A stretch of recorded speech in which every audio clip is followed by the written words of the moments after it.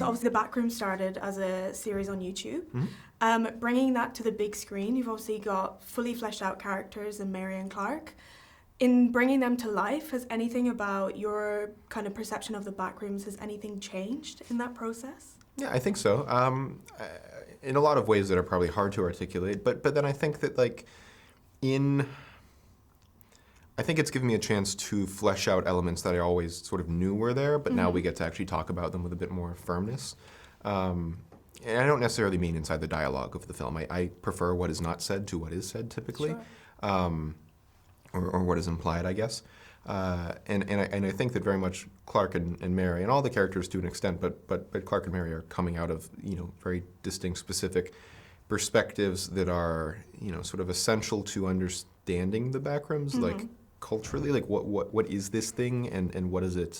Because you can replace it with a lot of different. You can substitute it and have a similar meaning as long as like the intrinsic properties of it stay the same. But I think Mary and Clark come out of what potential responses could come of such a thing, and how can they embody those, and how can they make the Backrooms feel like an essential sort of destination for them. Absolutely, and kind of in the same vein then, do you think, obviously there's so many fan theories surrounding your YouTube series, and now we have the film, do you think that the film kind of aids in people trying to figure out what the Backrooms is? Do you think it's something that needs to be figured out? I think the film is about trying to figure out the Backrooms a little bit. I think, without saying too much, I care greatly about providing something beyond mystery for mystery's sake. I care very much about the science fiction conceptual aspects, but then also what any of that means in the first place, just for us as people in a society. What is the story about really? And so there are, I would find to be very meaningful answers behind all of that is, obscured down the road a little bit, that the series on YouTube and this film and everything that might ever come from this is all sort of leading to, or sort of feeling the echoes of. But I think I act with a lot of restraint around what we're actually, saying, because I don't think the characters can ever know for certain, so it feels unfair to give the audience a privilege greater than what those people have.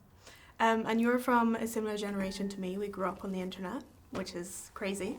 I found a quote from you, I'm going to read it to you, 2 years ago, you said, "I don't follow traditional cinema culture or anything. The internet has filled the space in my life where Hollywood would be."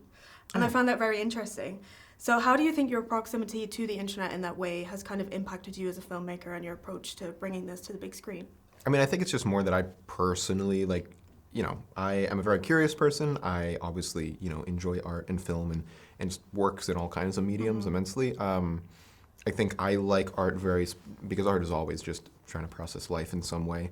I think that I probably do consume more nonfiction and try to come at things from more of a discussion-based angle, where rather than just viewing a piece of media, I spend more time in the discourse around a piece of media, getting to subject matters that are too unpitchable for a project and too they can come up in conversation in a great work of art, but I think that are inherently just.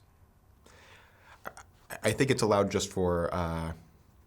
I enjoy the conversation around these projects. I think that they've propped up, the desire to have a lot of density of information inside, all of this work. But I think in general, there's film, broader Hollywood, the broader cultural institution of legacy film is trickled down everywhere regardless. So it's not like it truly is a different thing. I think it's just more the place where I enjoy the discussion rather than the experience a lot of the time. The curated artistic experience. I prefer going to the source, I guess. Absolutely. A little bit. And I guess on the topic of the internet, it's such a endless source of information and can be so great for creativity. But there's also a lot of brain rot, if I can bring that word in. So how do you, as a young creative and a young person, kind of balance creating more than you consume and not getting sucked into that kind of void of whatever's out there on the internet? Yeah, well, I mean, it's tricky. Short form content, almost every social media algorithm that uses short form content is very well known that those are very abusive algorithms and are not in any way helpful or socially constructive. for people. So it's it's the fault lays, I think, in the hands of the architects of the software and of the algorithms, which is, again, not controversial, not new. But I also think that there's sort of a, not to say an evolutionary imperative it's inherent to, the trends of our species in general. So there's a bit of sympathy you can have for why that's happening and whatnot. But I think that in general it's, I don't know how to give great advice around finding the deep North Star desire, because I can't go 5 minutes without trying to make something, and I can't tell you why that is. It's always been that way for me. I get very stressed if I have to watch something usually, because it means I get guilty about not being proactive enough.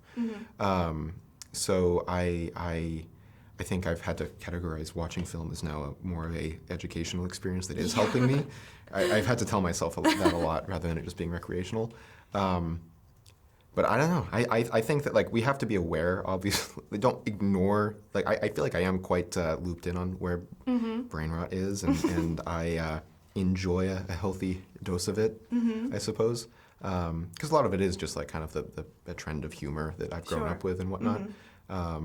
But I think there's a certain level of regurgitated derivative content that I like to focus on stuff people have not seen before. Best I can. I think everyone has seen everything already, but I like to try to find something that at least is evocative of something new and worthwhile. Absolutely.